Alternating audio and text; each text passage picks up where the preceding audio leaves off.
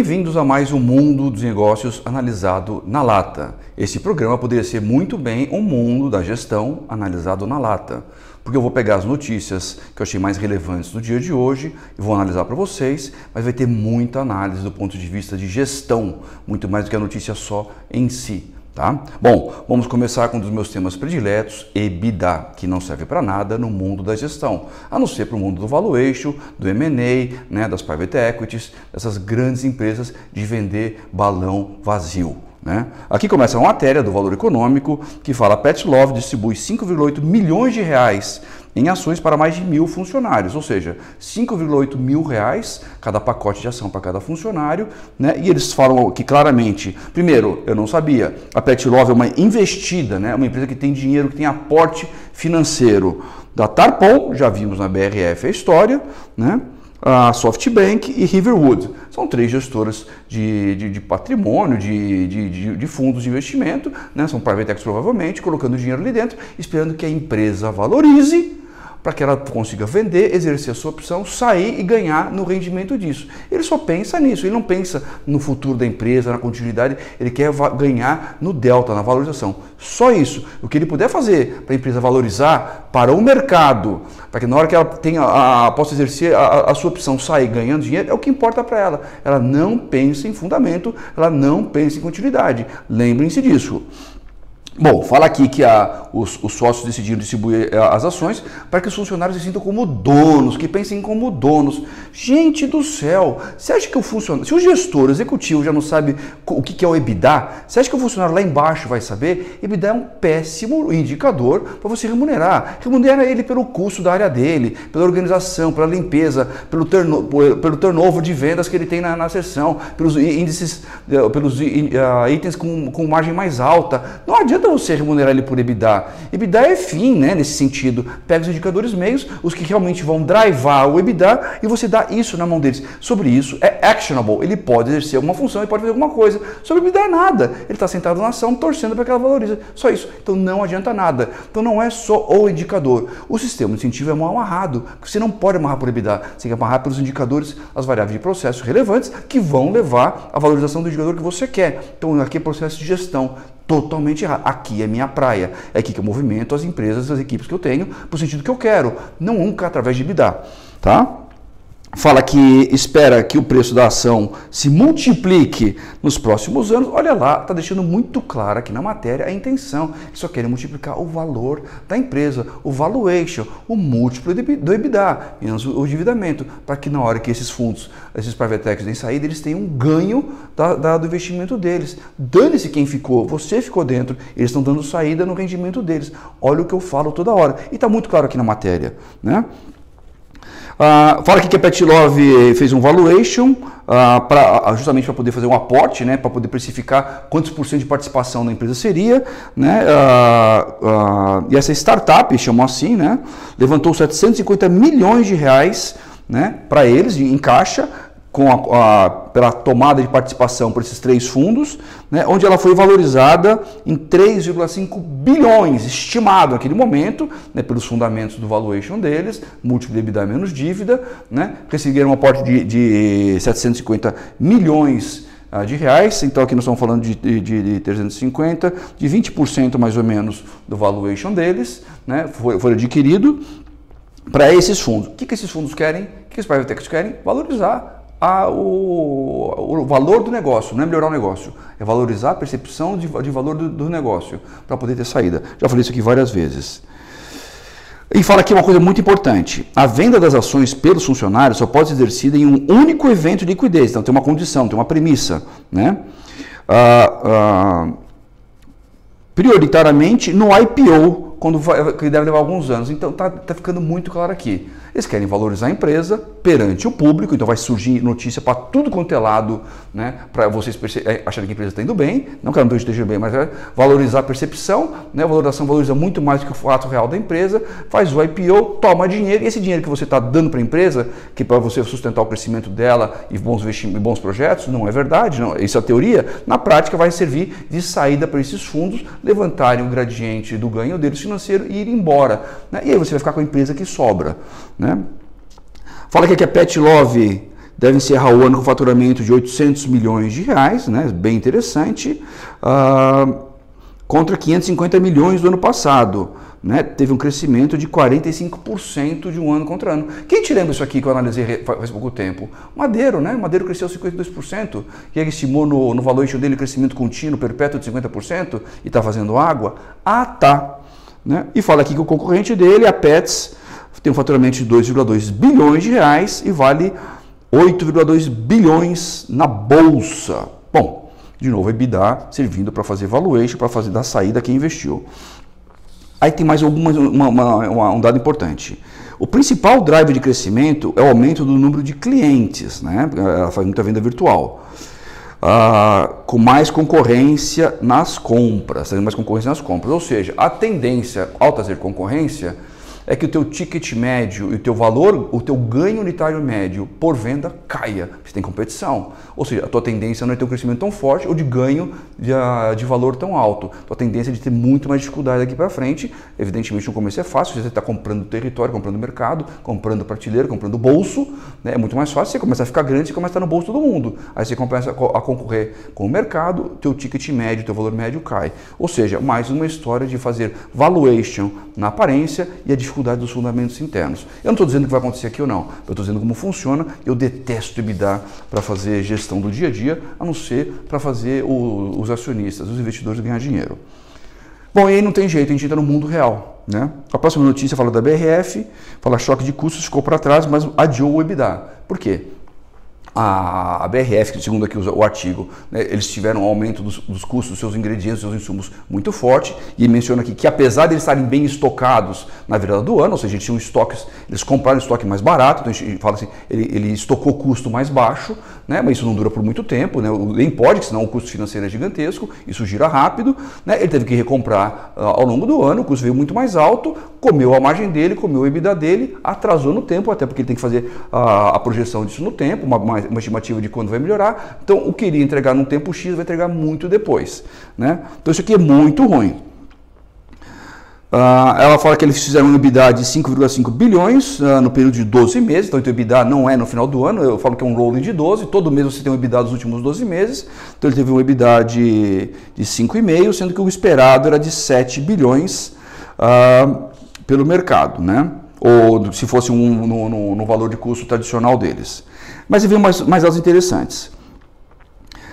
Eles falam que a meta deles é chegar a uma receita de 65 bilhões daqui a 3 anos, sendo que atualmente é de 50. Então, olha novamente aqui o que acontece, parecido com valuation, a promessa do futuro. Né? Então, eles tiram o foco do presente para jogar você no futuro, você compra o peixe do futuro, você esquece de estar analisando hoje. Você compra a esperança, a perspectiva, a cenoura, mas você esquece de ler o nabo do dia de hoje. Né? Então, eles estão faturando 50 bi, estão falando que vão crescer 15% nos próximos 3 anos, vai saber o que vai acontecer, não compre isso, quando acontecer você de fato você compra, não pague por isso em advance. Né? Pague pelo valor atual, pelos fundamentos, não pelos big numbers. Tá? O índice de alavancagem, fala que eles estão postergando investimentos, né? Gastando menos dinheiro para conseguir manter um pouco mais de dinheiro em caixa, né? E com isso, na geração de EBITDA, ter mais condições de fazer o pagamento da dívida. Que ele mesmo menciona que o ideal é ficar abaixo de 3, só que nos últimos trimestres eles superaram, ou seja, apesar de tudo, eles estão superando o indicador que eu já falei, assim, já deixa os bancos em alerta. Né? O alto endividamento tem sido uma grande fonte de preocupação para os analistas de mercado. Por que será? Porque isso aqui é o que vai fazer a empresa quebrar. Não é o resto, é o endividamento, é a alavancagem financeira. Né? E aí o presidente fala uma coisa que eu fiquei impressionado. Ele fala assim, é compreensível que os analistas fiquem preocupados com o custo de caixa dos juros. Meu Deus do céu, ele não está preocupado? Ele deve ser o principal preocupado. Né? Porque isso aqui não é só um custo de dívida, isso aqui quanto mais ele paga, mais ele tira do caixa dele, menos liquidez ele tem, mais dificuldade ele tem de pagar reduzir a alavancagem dele.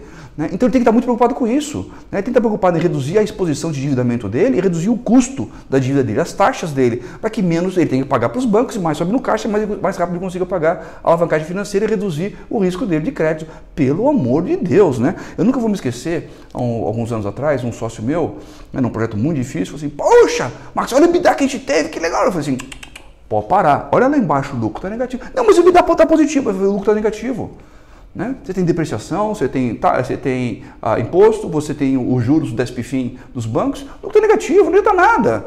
Então não pare de me enganar, eu não vou olhar EBITDA nunca, eu vou olhar lucro líquido. Isso sim, comecei a gerar de resultado e segurar para mim e desalavancar. Então eu uso isso no meu dia a dia, eu não uso EBITDA para nada de gestão.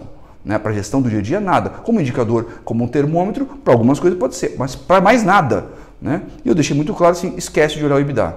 Né? Vamos olhar o lucro lá embaixo. Hoje em dia essa empresa está fazendo um dinheirão, tanto em cima quanto embaixo, indo embora, vencendo RJ, e a gente está rindo do mercado. Né? Ele fala mais algumas coisas aqui, do colchão de liquidez que eles têm, porque eles têm uma dívida média, num prazo médio de vencimento de 9 anos, ou seja, tem muita dívida, né, com prazo médio de 9 para pagar, ou seja, está longa, né, mas tem muito dinheiro, estão com muito dinheiro de colchão, isso aqui tem um custo de uma ineficiência, um custo de oportunidade, então se ele acreditasse tanto no negócio dele, ele queimava um pouco mais, reduzia o endividamento, reduzia o DSPFIM dele e melhorava a alavancagem dele, reduzia a alavancagem dele. Mas como tem medo, fica segurando o sentado em cima, né, isso aqui vai custar e vai cobrar uma conta. Mas apesar de tudo positivo que ele fala da melhora de imagem, melhora do EBITDA, melhora do faturamento, o papel acumula uma baixa de 7,35% na Bolsa em 2021. Bom, a percepção do mercado, dos analistas, etc., não é tão boa assim, né? Apesar de você querer ficar vendendo no futuro o balão de ensaio que eu falo. Você vende um balão, joga lá para frente, atenção, é o que está pegando é hoje. Isso a área de vendas é especialista em fazer, não bate meta, mas promete mês que vem, novos clientes, novos produtos, está prospectando, mas o hoje não fez. Fique esperto, você gestor. Bom, próxima matéria fala Guedes projeta um ano difícil, 2022, e crescimento abaixo de 3%. Né? E ele está falando a verdade. Eu já venho falando isso aqui há mais de um ano, enquanto todo mundo falava de crescimento no segundo semestre de 2021, 2022 nem se fala. Eu falava, pode esquecer. Né? Você vai ver crescimento talvez depois do carnaval de 2023. E naquela época era contra a corrente, hoje em dia todo mundo fala igual a gente. Por que será? Porque a gente vive o calor da frente de batalha, a gente sabe o que está falando. Bom, vamos lembrar o seguinte, pessoal, nós temos desemprego nas alturas. Reduziu, mas está muito alto mesmo assim. Né? Nós estamos entre desempregados e subocupados mais de 30 milhões de pessoas. Sem considerar que quem está empregado, a renda média despencou, está no patamar de 2014, né? Abaixo de 1.600 e pouco. É muito baixo. Né? Não tem poder de compra, vai comprar item básico, vai pagar a dívida que ele tem, o gás, o aluguel. Para, gente, em que mundo vocês estão? Né? O endividamento da família nunca teve tão alto, né? 70%, se eu não me engano, mais ou menos, está elevadíssimo. Você acha que eles vão gastar para comprar supérfluo ou para pagar dívida? A política, para variar, como eu sempre falo, não vai ajudar nada. Parece que eles ganham com o dólar nas alturas, né? Então alguém não quer ver o dólar no lugar dele, que aí sim os analistas estariam corretos, ao redor de 4, 4,50. Eu não sou economista para ficar fazendo esse tipo de projeção, não tenho tempo a perder, o paciente não aceita desaforo, né? Mas hoje em dia nós estamos beirando o nosso 6, 5,80. Por quê? Porque a política, ao fazer os desenganos e as brigas lá internas deles, geram muito ruído, isso ajuda a fazer uma desvalorização cambial, né? E isso aqui atrapalha a inflação. O câmbio lá nas alturas faz o quê? A competitividade dos itens do exterior, que poderiam competir com os itens fabricados locais, que podia com o dólar baixo estar mais barato, com o dólar caro fica mais caro e potencializa os fabricantes locais a subirem preço para competir, né, com o item importado. E com isso você alimenta a inflação. Entendeu qual que é o racional? Então o dólar baixo atrapalha a inflação, o dólar alto ajuda a inflação. Então hoje em dia está todo mundo subindo o preço, porque ele faz blended cost, quanto é que vai custar aquela mercadoria importada com quem ele compete aqui no Brasil, né? Vê que tem um espaço muito grande na conversão do dólar, ele sobe o preço dele também. A inflação pega a de fora e a de dentro. A de fora pelo câmbio, a de dentro pela especulação, pela oportunidade. Nós vamos ter eleição, né? Não tem dúvida que se já tem barulho e ruído esse ano, o ano que vem, um querendo bombardear o outro, trazendo podre para o noticiário, né? O risco subindo, o dólar sobe mais, a inflação vem junto, o desemprego vem junto, brega economia, né? Manda a gente embora, cai o ciclo vicioso se alimentando. E a inadimplência, evidentemente, com pessoas desempregadas, com baixa renda e com alto endividamento, né? E a economia brecando o consumo, o atraso, a inadimplência vem do nível do consumidor e do nível das empresas privadas.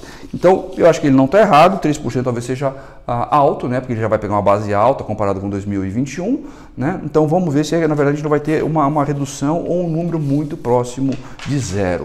Né? Isso é que é importante, porque quando você vai se preparar para o ano que vem, você vai fazer sua projeção de demanda, fazer seu faturamento, fazer seu orçamento, fazer seu caixa, você tem que usar algum número de baliza. E os otimistas de plantão falam, não, nós vamos crescer, nós vamos pôr, e taca o número lá para cima, não se prepara, né? Ou se prepara em excesso, e na verdade quando o número vem menor, você tomou o custo, pagou despesa, o caixa não aceita desaforo, o top line não veio, você vai pagar vai buscar a necessidade de capital de giro e você vai entrar na alavancagem. Né? E não tem jeito, a cordinha no pescoço, se você não souber fazer o que tem que ser feito, você vai para o buraco.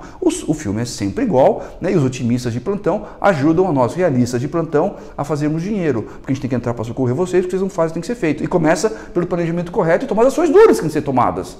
Quer cortar, quer reduzir, quer se preparar, reduzir estoque, né? Reduzir gente, né? Reduzir SG&A, e vocês não fazem isso, porque é que nem peça orçamentária do governo. Você fica imaginando o crescimento de PIB, e não precisa, além do que tem estabilidade, não pode cortar, então está sempre cada vez mais gordo, mais gordo, mais gordo. No final não vem o top line, o bottom line vem, né? E vem arrebentando todo mundo. Bom, a próxima notícia fala: empresas prevêem atrasos com fornecedores. Isso aqui é do Estadão, né? Prevêem atrasos com fornecedores nos próximos 12 meses. Fala que mais de 70% das 700 companhias entrevistadas pela empresa de gestão de crédito Intrum no Brasil prevêem haver atrasos de pagamento ao fornecedor. Atraso de pagamento, eu não estou falando não pagar ao final, né? Que é o default total. Estou falando de atraso. Isso aqui vai dar a inadimplência, né? Assim que o FDIC, que os bancos vão medir, atrasou, deu inadimplência, né? Eles começam a ver o risco de receber o principal, não é nem os juros, é o principal deles de volta, né? Eles começam a reduzir limite, eles começam a querer reduzir a exposição deles no mercado, começa a subir taxa, o custo do dinheiro pelo risco e também para compensar uma parte da perda que eles têm do principal que eles estão colocando ao risco no mercado. E quem já estava no roxinho, fica mais no roxinho ainda ou morre, porque dependendo da situação não vai ter dinheiro, aí que vai morrer, ou vai ter um dinheiro muito mais caro e muito menor do que precisa. Aí aperta negão e vai fazer nesse momento o que já ter feito lá atrás e não fez a um custo muito mais barato e com o tempo. Por que vocês se metem nessas situações? Eu não entendo, né? Enfiar a cabeça da guilhotina e torcer para que a lâmina esteja cega. Vocês vão dançar, e se ela não tiver, que a maioria das vezes ela não está, ela vai arrancar a tua cabeça fora, né? Então, a inadimplência sobe e tudo mais. E foi interessante que eu fiz esse post ontem no LinkedIn, e a Charlotte Debrecht, né, a sócia diretora da Valorem, do FDIC, um dos maiores FDICs e um dos meus grandes parceiros nos meus projetos aqui do Brasil, falou exatamente isso. Já estão sentindo, já desde o começo do mês, já os grandes sinais de aumento de pior qualidade de crédito no mercado, através de inadimplência, né, pessoas atrasando, pessoas não pagando, né, se vier o calote pior ainda, e que eu falo para vocês, janeiro e fevereiro são os piores meses. Por quê? Porque pelo menos alguns setores ainda tem um dezembro forte, conseguem faturar, né, e na hora que chega janeiro, que tem aquela caída, que todo mundo vai para a praia, vai fazer, apesar da crise, ou reduz o consumo, despenca as compras, que despenca o faturamento das empresas, o caixa seca, né, porque a despesa está lá, ela precisa fazer o quê? Antecipar o recebível, antecipar as duplicatas que elas têm para ir no mercado para poder girar o caixa.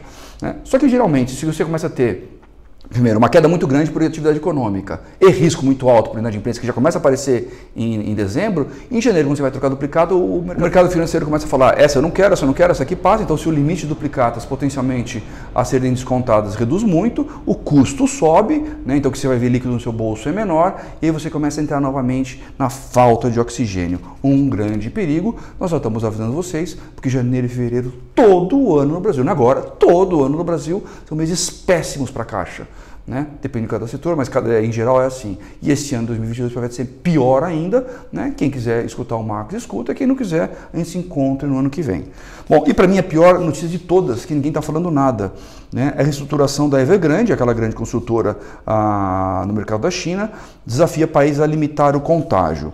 Né? E aqui está falando o tamanho do calote que eles estão potencialmente dar. Né? Eles têm 19,2 bilhões de dólares de detentores dos bonds da empresa, né? Que eles não estão pagando. Mas as outras empresas da China que também não estão conseguindo fazer, já estão negociando o papel da Evergrande a 20% do valor de face da dívida, ou seja, um desconto de 80%. A gente fala, quando a gente faz endividamento, garantia, 70% de valor de venda rápida, você desconta 30%, já é um número adequado, menos do que isso você está sendo roubado. E quando você faz isso com desconto de 80%, pelo amor de Deus, isso aqui vale pó. Né? Então o mercado já está precificando dessa maneira para se livrar, para dar saída, para minimizar a perda, e o trouxa que entra é que torça para o cassino funcionar. Né? A Evergrande tem 300 bilhões de dólares de dívida.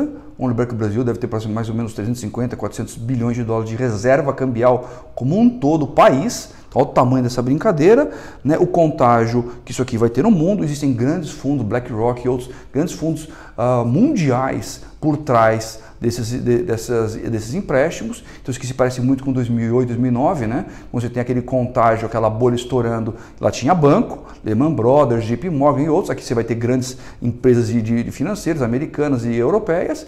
O efeito vai ser o mesmo, né? É o puxa o freio, reduz o limite. Cara, isso aqui vai dar uma merda muito grande. E aí fala aqui uma coisa que eu não sabia. E fala que dentro, se tiver um default, né, lá na China você vai ter primeiro os donos das moradias, etc., os fornecedores, e por último, os que emprestaram dinheiro. Então, esse aqui, a chance de eles verem dinheiro é que nem a RJ, é quase nada, é a classe 5, né, quase nada. Né, vai ser um haircut desgraçado. E aí o efeito no mundo vai ser gigantesco. E ninguém está contando com isso. Acho que nem o Guedes estava contando com um desastre desse em 2023, que está para acontecer.